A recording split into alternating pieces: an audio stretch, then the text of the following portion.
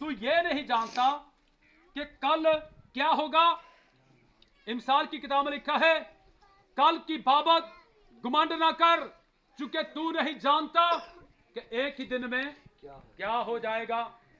एक अमीर तरीन आदमी जिसकी बहुत ज्यादा फसल हुई, उसने कहा मैं पुरानी कोठियों को ढाऊंगा और नए सिरे से तामीर करूंगा। ऐ मेरी जान, खा पी, क्योंकि बहुत से बरसों के लिए तेरे पास काफी है।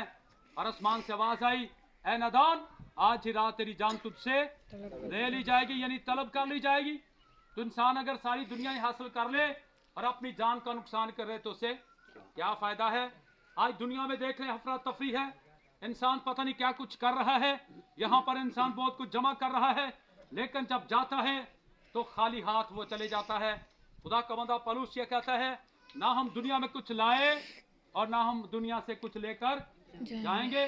खाली हाथ आए हैं और खाली हाथ ही हम उच्चे महल चुबारे तेरे भाई बोले, उच्चे महल चुबारे तेरे होरना ने मल लैने ते बाहर तेनू बेचू जाना छोड़ अकेला, पर यस्सु नाल प्रीत जिना दी ओ पापी कर जावणगे। तो इसलिए सिकंदर आजम बादशाह ने भी यह कहा कि जब मैं मरूं तो मेरे हाथ कफन से बाहर रखना, ताकि लोगों को पता चले कि मैं खाली हाथ आया था और खाली हाथ ही वापस जा रहा हूं। तो साथ क्या जाएगा? मुकाशवा की किताब में लिखा है, लिख मुबारक है वो मुर्दे जो अब से मसीह यीशु में मरते हैं, क्योंकि वो अपनी मेहनतों से आराम पाएंगे। उनके नेक अमाल उनके साथ हैं, उनके नेक अमाल जाएंगे। दुनिया में कोई चीज हम साथ लेकर नहीं जाएंगे, लेकिन नेक अमाल जाएंगे। और मुकाशवा की किताब के 20वें बाब में लिखा है, उनका इंसाफ उनके अमाल के मुताबिक किया गया, क्योंकि छोटे और बड़े सब मुर्दे उसके सामने पेश किए गए और उनकी अदालत की गई। और इसलिए लिखा है कि वो सारे छोटे मुर्दे उसके सामने पेश किए गए, लेकिन जिस किसी का नाम किताब हयात में लिखा हुआ ना मिला, उसे आग की झील में डाला गया। यही दूसरी मौत है। अब हम सीखने वाले हैं कि मौत जो है, एक मौत के ताल्लुक से हमने सीख लिया कि जिस्मानी मौत ये सब पर आनी है, लेकिन बाइबल कहती है कुछ लोग ऐसे भी होंगे कि जब यीशु मसीह आएगा तो वो मसीह के आने से पहले जिंदा भी होंगे। वो पता नहीं कौन से लोग होंगे, लेकिन होंगे। और लिखा है पहले वो जो मसीह में मुए हैं वो जी उठेंगे, फिर बाकी हम जो जिंदा होंगे हम भी हवा में उड़कर बादलों पर उसका इस्तकबाल करेंगे। इन बातों से एक दूसरे को तसल्ली दिया करो। आगे भी हो कलाम भी सुनी जाओ। एक और मौत का जिक्र करना चाहूंगा, और वो मौत है अब्दी मौत। कौन सी मौत है? अब्दी मौत। पहले बोलिएगा, अब्दी मौत, यानी ऐसी मौत जो ना खत्म होने वाली मौत है। बाइबल कहती है गुनहगारों की हड्डियों का धुआं सदा उठता रहेगा और उनका कीड़ा कभी खत्म नहीं होगा। इसलिए वो अब्दी मौत है। उस अब्दी मौत से हमने अपने आप को बचाना है। और वो अब्दी मौत जो है वो गुनहगारों के लिए है, वो रास्तबाजों के लिए नहीं। बाइबल कहती है कि जो कोई नए सिर से पैदा हुआ है उस पर लिखा है कि उस मौत का कोई इख्तियार नहीं है, बल्कि वो लोग जो गुनहगार हैं वो मौत गुनहगारों के लिए रखी गई है। गौर से सुनिएगा, मैं एक जुमला बोलने लगा हूं। जो लोग 2 दफा पैदा होते हैं उन पर एक जिस्मानी मौत सिर्फ आएगी। गौर से सुनिएगा, जो लोग 2 दफा पैदा होते हैं, एक जिस्मानी तौर पर और एक रूहानी तौर पर। ए निकोदेमस, तुझे नए सिर से पैदा होना जरूर है। जब तक कोई शख्स पानी और रूह से पैदा न हो वो आसमान की बात से में दाखिल नहीं हो सकता। यानी जो लोग 2 दफा पैदा होते हैं उन पर सिर्फ जिस्मानी मौत आएगी, और जो लोग सिर्फ 1 दफा पैदा होते हैं और मर जाते हैं, नई पैदाइश नहीं हासिल करते, उन पर 2 अमवात आएंगी। यानी पहली मौत भी आएगी और दूसरी मौत भी उन पर आएगी। इसलिए मरने से पहले हमें नए सिरे से पैदा होना बहुत ही जरूरी है। अपना नाम किताब हयात में लिखवाना बहुत ही जरूरी है।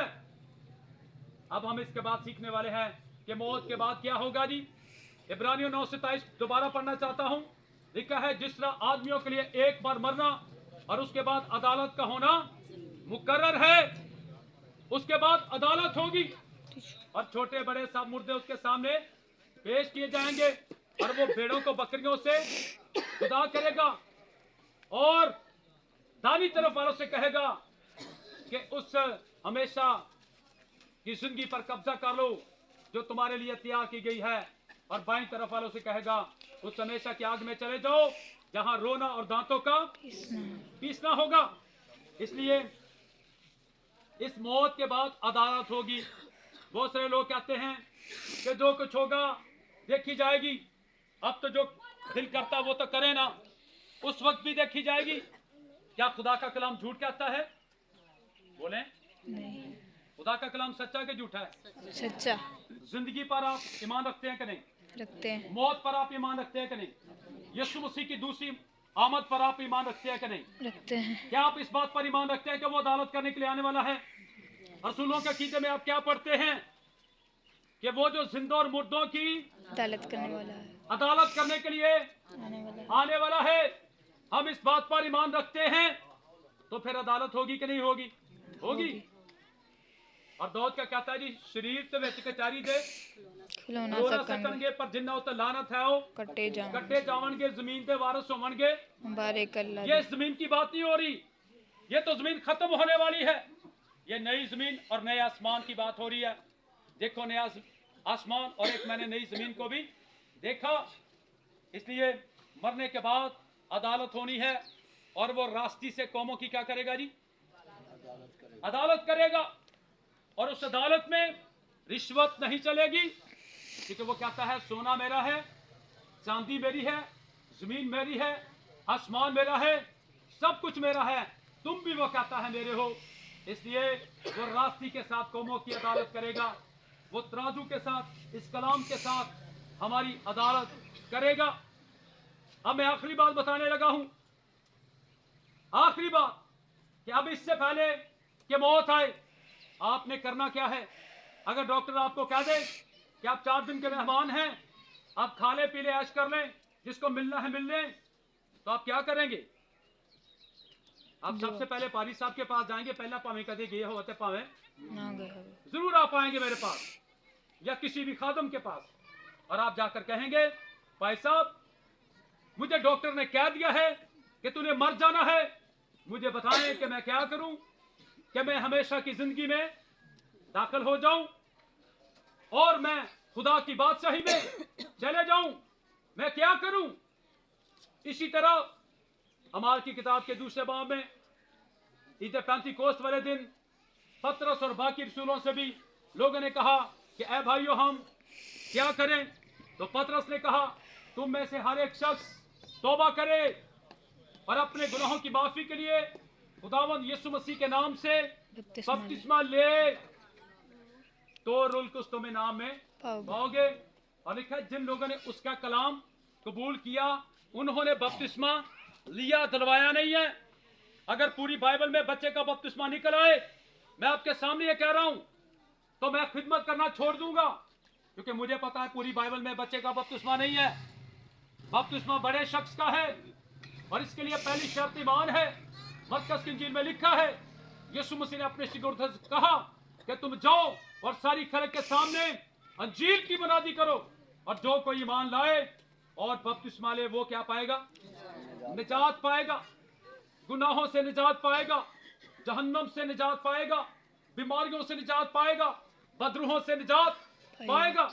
इसलिए ये बहुत ही जरूरी है ईमान लाना, क्योंकि लिखा है खुदा ने दुनिया से ऐसी मोहब्बत रखी कि अपना इकलौता बेटा बख्श दिया, ताकि जो कोई उस पर ईमान लाए वो हलाक ना हो बल्कि हमेशा की। अच्छा, खाली ईमान भी कुछ नहीं करेगा, क्योंकि लिखा जिस तरह रूह बदन जो है वो रूह के बगैर मुर्दा है, वैसे ही ईमान भी बगैर अमाल के मुर्दा है। पहली शर्त है जी यीशु पर ईमान लाना दिल से कि वो खुदा का बेटा है। इस बात पर आप ईमान ला चुके हैं। कितने लोग ईमान रखते हैं कि यीशु खुदा का बेटा है? हाथ दिखाइएगा। सारे ईमान रखते हैं। God bless you.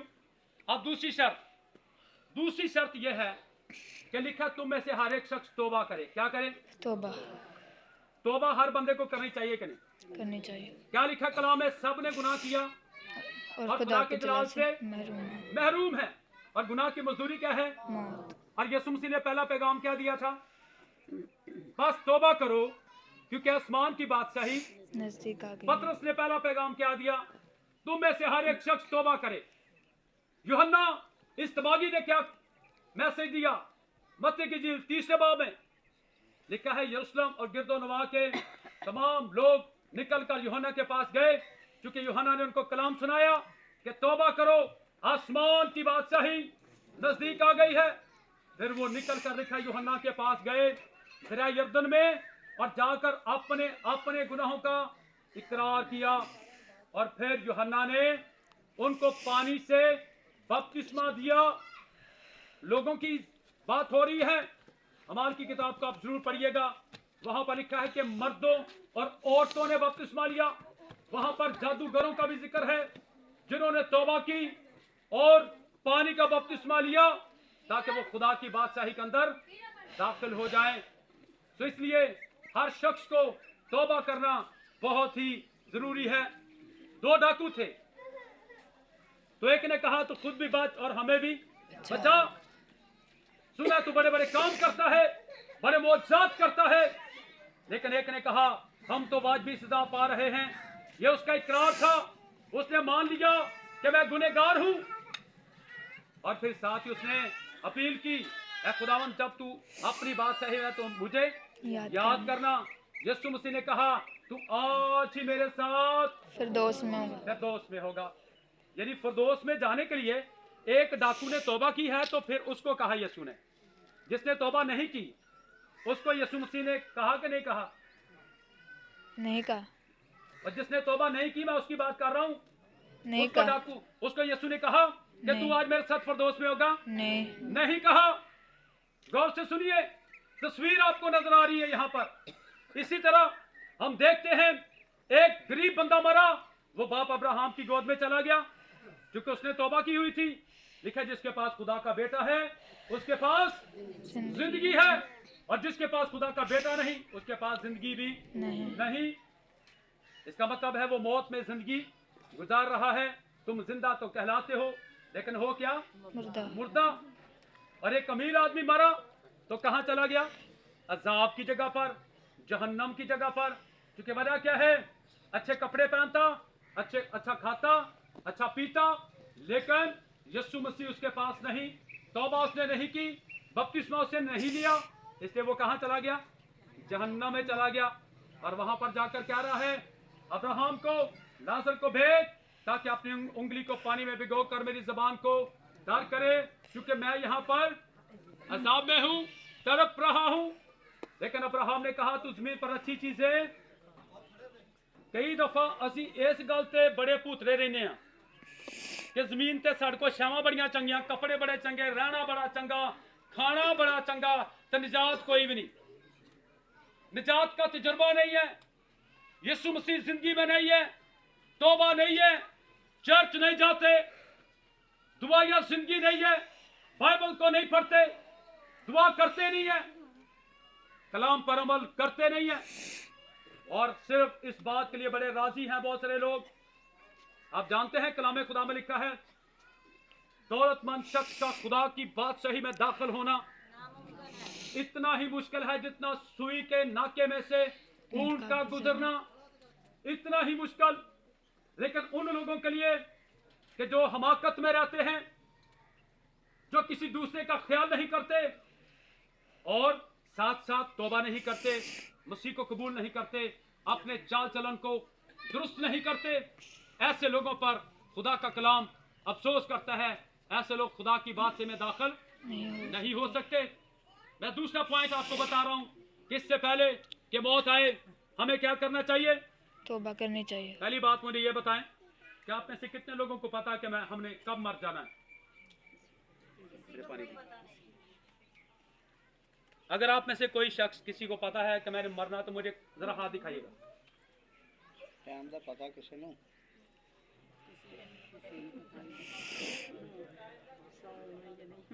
हाँ जी, किसी शख्स को टाइम का पता नहीं है। मैं इसलिए थोड़ी सी ब्रेक लाई है कि किसी शख्स को मौत के बारे में कोई पता नहीं है। अभी आपने थोड़े दिन पहले देखा कि एक नौजवान मरा, फिर कल परसों एक बच्चा मरा, यानी कई नौजवान जो हैं उनकी डेथ हो जाती है, उनको पता नहीं होता कि मैंने मर जाना है। ऐसे है कि नहीं? यानी कई दफा हम इंतजार करते हैं कि अभी हमारी बड़ी जिंदगी पड़ी हुई है, बुढ़ापे में जाकर तौबा करेंगे। और मैं एक दिन बता रहा था कि खुदा ने मरने के बारे में क्यों किसी को नहीं बताया, क्योंकि खुदा जानता है इंसान चालाक है, इंसान होशियार है, इंसान जानता है कि खुदा कहर करने में धीमा और शफकत में गनी है। खुदा जानता है कि इंसान ने सारी जिंदगी गुनाह में गुजारनी थी और मरने से 2 दिन पहले उसने तौबा कर लेनी थी, क्योंकि इंसान जानता है कि खुदा गुनाह माफ करता है। इसलिए खुदा ने किसी को मरने के बारे में नहीं बताया। इसके पीछे वजह क्या है? क्योंकि खुदा चाहता है कि जवानी के दिनों में उसको याद किया जाए। कब याद किया जाए? जवानी के दिनों। मेरी तरफ तवज्जो रखिए, अपनी जी ने खुदा चाहता है जवानी के दिनों में उसको याद किया जाए। ऐ जवान, तो अपनी जवानी के दिनों में अपने खालिक को याद कर, जबकि बुरे दिन हनूज अभी नहीं आए। अभी दिन बड़े अच्छे चल रहे हैं, जोश है, होश है, हवा से खमसा ठीक काम कर रहे हैं। अभी आप जवानी के दिनों में जोश से गा सकते हैं, बजा सकते हैं, दुआ कर सकते हैं, कलाम सुना सकते हैं। इसलिए अभी आपके पास टाइम है कि आप खुदावंद को क्या करें, वक्त लेकिन दे। होता यह है कि हम बचपन से लेकर बुढ़ापे तक शैतान के जलाल के लिए अपनी जिंदगी को गुजार कर, और मैं तो अफसोस के साथ यह भी कहना चाहता हूं कि कई लोगों की कब्र में टांगे होती हैं, लेकिन मैं जब देखता हूं उनकी गुफ्तगू, उनकी बातचीत, उनका चाल चलन, उनकी नशेबाजियां, उनका गाली गलौज करना, उनकी जिंदगी, उनका किरदार, उनका चाल चलन, तो मुझे बड़ा अफसोस होता है कि ऐसे लोग अभी भी तौबा नहीं कर रहे। कब्र में टांगे होती हैं, या इंसान बड़ा बीमार हो जाता है, फिर भी कई लोग तौबा नहीं करते। जबकि अभी हमने पढ़ा है तुम्हारी जिंदगी चीज सी क्या है, बुखारात का सहाल अभी नजर आए और अभी गायब हो गए। तू नहीं जानता कि कल क्या हो जाएगा। तुम्हारी जिंदगी क्या चीज है।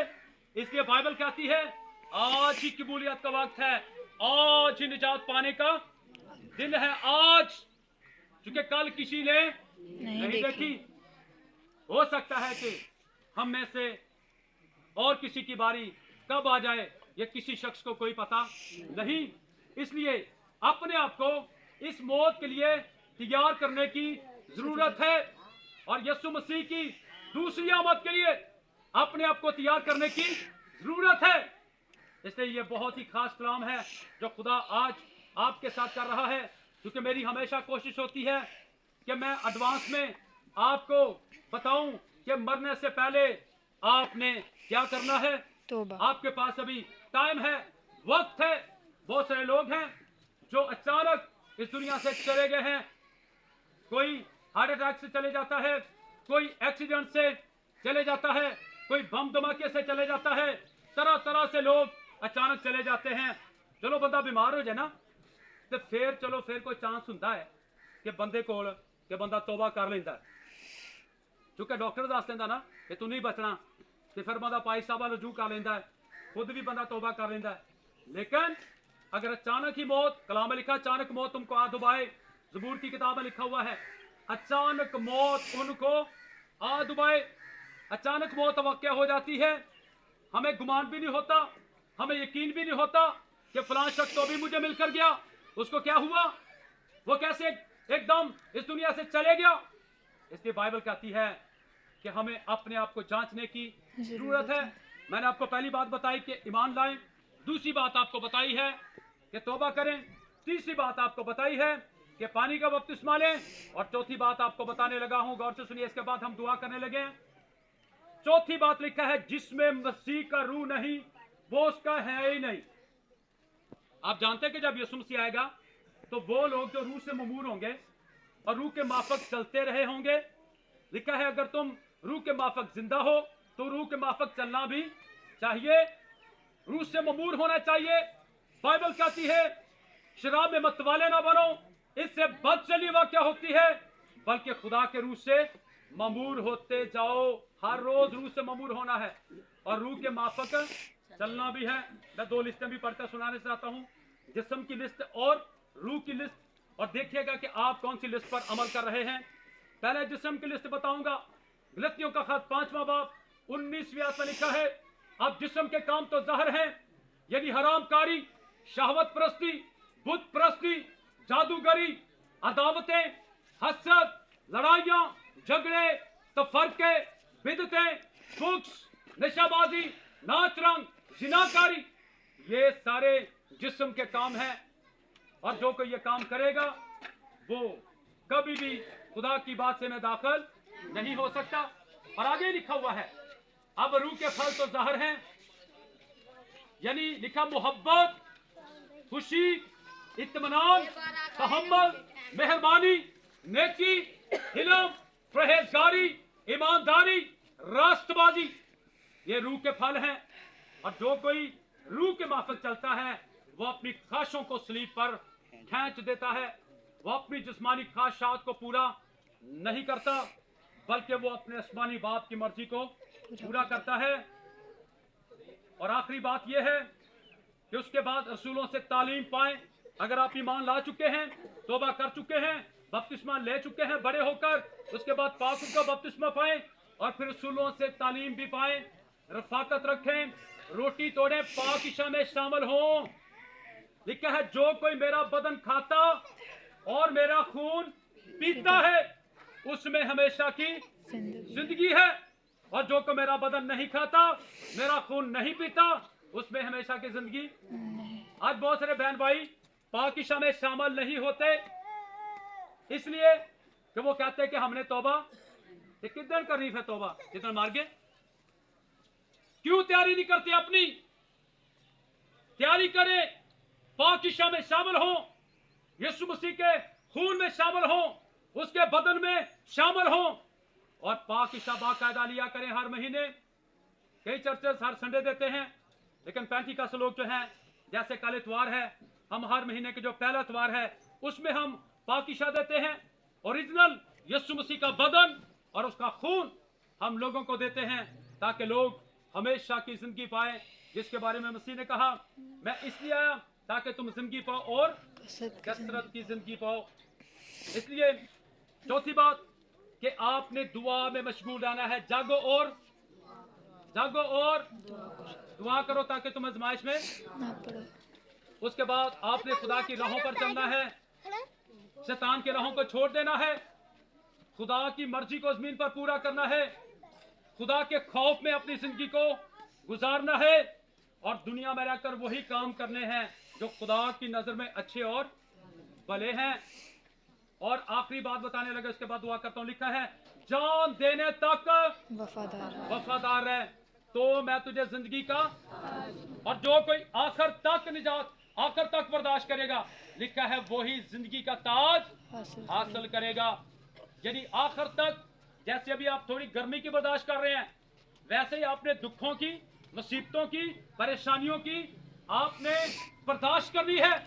और जो आखिर तक बर्दाश्त करेगा और अपनी जान देगा, क्योंकि मसीह ने कहा, जो कोई मेरी खातिर अपनी जान देगा वो उसे पाएगा, और जो उसे खोएगा वो उसे पाएगा, पर जो उसे बचाएगा वो उसे खो देगा। इसलिए इन सारी बातों पर अमल करें। देखें, खुदा ने आसमान से उतरकर डायरेक्ट आप में से किसी के साथ कलाम नहीं करना, ये बात अपने ज़हन में रख लें। खुदा ने कलाम में लिखा, उसी ने बास को रसूल, बास को नबी, बास को मुबश्शिर, बास को चरवाहा, उस्ताद बनाकर कलीसिया को दे दिया। आलमगीर कलीसिया, पूरी दुनिया की कलीसिया, 5 किस्म के खादम उसने आपके लिए दिए हैं, और वो अपने खादमों के वसीले से ही कलाम करता है। वो कभी भी नीचे नहीं उतरेगा आपकी खातिर, और आपको आकर ये नहीं कहेगा कि आप ये कर लें, आप वो कर लें। कभी खुदा ने किसी के साथ इस तरह कलाम किया हो तो मुझे जरूर बताइए। ऐसे नहीं होता। इसलिए खुदा अपने खादमों के वसीले से कलाम करता है, क्योंकि खुदा आप सबसे मोहब्बत करता है। वो आप में से किसी गुनहगार शख्स की हलाकत नहीं चाहता, बल्कि क्या चाहता है, हर एक शख्स की तौबा तक नौबत पहुंच जाए। और हमारे बुजुर्ग की मौत हमें इस बात की याद दिलाती है कि हम सब ने भी एक दिन मर जाना है। इब्रानियों 9:27, आदमियों के लिए एक बार मरना और अदालत का होना जरूर मुकर्रर है, ये पक्की बात है। तो फिर जब हमें पता चल गया है कि ये पक्की बात है, हमने एक दिन मर जाना है, तो हम तैयारी क्यों नहीं करते? यीशु मसीह ने फरमाया, मैं तुमको मुजरम ठहराने नहीं आया, लेकिन सुनाया हुआ कलाम तुम्हें मुजरम ठहराएगा। अगर आपने आज कलाम सुन लिया, आपने अमल नहीं किया, तो अदालत वाले दिन ये सारी चीजें गवाही देंगी। मेरे पांव की मट्टी भी गवाही देगी, क्योंकि मैंने गवाह पर कलाम सुनाया। बाइबल में लिखा हुआ है कि ये सारी चीजें गवाही देंगी अदालत वाले दिन। आज तारीख क्या है जी? 31 तारीख है। पहली तारीख है, 1 जून है। और आज की डेट याद रखिएगा। खुदा आपसे कलाम करेगा, ना करे तो मुझे वहां पर बता दीजिएगा, क्योंकि मैं जो बात करता हूं वो कलाम ऐसे करता हूं और डंके की चोट पर करता हूं, क्योंकि मुझे पता होता है मैं ठीक कह रहा हूं। ऐसे नहीं मैं कर देता। बचपन से मैं बाइबल पढ़ता आया हूं, अब भी मैं पढ़ता हूं, बारीकी से कलाम सीखा है और लोगों को सिखाता हूं और अच्छी बातें सिखाता हूं।